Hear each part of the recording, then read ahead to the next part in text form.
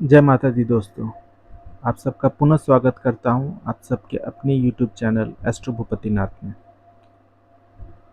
आज मैं कुंडली के 8वें भाव के बारे में बात करूंगा। हमारे जन्म कुंडली का जो 8वां भाव है, हमारे लग्न से आप जब गिनेंगे तो वो 1 2 3 4 5 6 7 8, इससे जो 8वां घर होगा वो 8वां भाव होगा जन्म कुंडली का। 8वां भाव मुख्यतः रोग, दुर्घटना, इन सब के विषय में हमें सूचित करता है। 8वां घर मृत्यु का घर भी कहा जाता है। इस घर के जो कारक देवता हैं उन्हें शनि देव को इस घर का कारक देवता माना जाता है, भगवान शनि देव को। अब अगर शनि देव आपकी जन्म कुंडली में अच्छी जगह पर हैं और आपके जन्म कुंडली में 8वां घर जो है उस पे अगर अच्छे ग्रहों की दृष्टि है और उसमें या फिर कोई अच्छा ग्रह विराजमान है, तो आप ये मोटा मोटा मानकर चलें कि आपका जो 8वां घर है वो आपको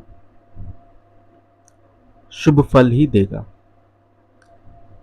ऐसे माना जाता है कि अगर 8वें घर में शनिदेव की दृष्टि हो या शनिदेव खुद विराजमान हो तो जातक की आयु लंबी होती है।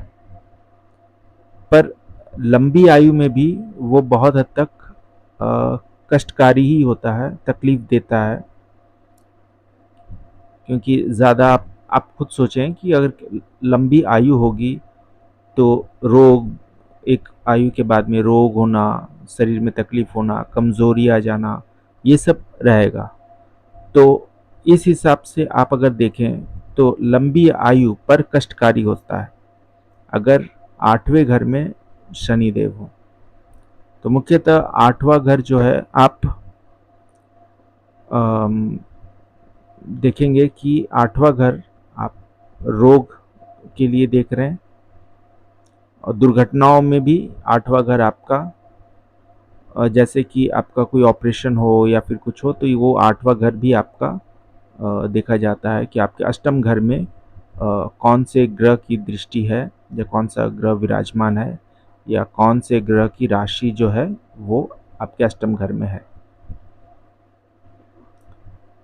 तो अगर कोई अशुभ ग्रह हो तो उसके उपाय करें ताकि आपको जीवन में कष्ट से जो है वो थोड़ा सा आराम मिले। क्योंकि अपना अपना नसीब है, नसीब तो आपको अगर है तो वो आपको थोड़ा तो भोगना चाहिए। पर जैसे कि होता है कि आपके अच्छे बर्ताव होते हैं, आपके अच्छे कर्म होते हैं, तो जिससे कि आपकी सज़ा जो है वो कम हो जाती है। ठीक उसी प्रकार ग्रहों से अगर आपकी रिलेशंस, आपके जो कर्म है वो अगर अच्छे बनते हैं तो आपके ग्रह आपकी जो कष्ट हैं वो कम कर देते हैं। ये पक्की बात है। कर्म और ग्रह के ऊपर मैं एक वीडियो बनाऊंगा जिस पे मैं चाहता हूँ कि मैं बात करूँ इस पर कि इंसान ये कहता है कि कर्म करूँगा और जब लिखा है जो वो तो होता ही है, तो फिर कर्म और कर्म क्यों करूँ, या अगर कर्म करने से भाग्य बदल जाता है तो फिर भाग्य का क्या मोल है। आपको दोनों को अलाइन करना पड़ता है, कर्म और भाग्य दोनों को। ये एक विशेष बात है। इस पे मैं फिर कभी चर्चा करूँगा। अभी तो आपके अष्टम घर के लिए था जिसके मुख्य कारक देवता शनि है और वो कर्म फलदाता है। तो इसीलिए अच्छे कर्म करें, अपने शनि को अच्छा बनाएं, अपने अष्टम घर में जो भी आपके अगर कोई अशुभ ग्रह हो उन्हें शुभ बनाएं। जय माता दी।